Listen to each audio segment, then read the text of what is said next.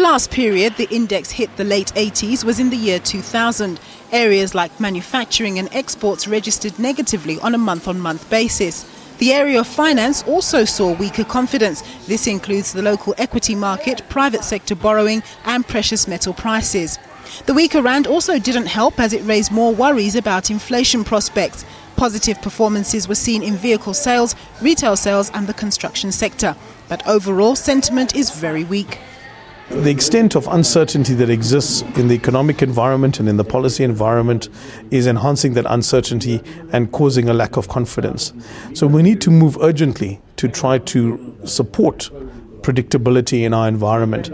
On the economic side, it's more difficult to do, but on the policy side, we can certainly act with a lot greater levels of urgency to ensure that businesses feel more confident about loosening the purse strings and getting involved in the economy. Next month, Deputy President Cyril Ramaphosa will host a Labour Indaba with all stakeholders. SACCI will be using that platform to urge for better employer and employee relations.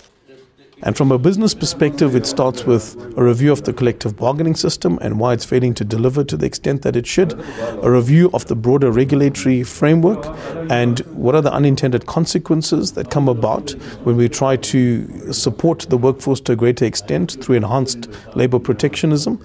Those consequences manifest in terms of very frequent strikes that we experience, and unfortunately they also manifest in terms of the inappropriate behaviour that sometimes accompanies those strikes. SACCI says it's concerned that public sector workers are seeking a 15% pay rise as it believes government can't afford it. Like economists before them, they warn that exceeding inflation rate wage hikes will result in higher country debt and an increased cost in servicing that debt. In the final analysis, that would mean less money directed to key government priorities. Nompumela Losiziba, SABC News, Johannesburg.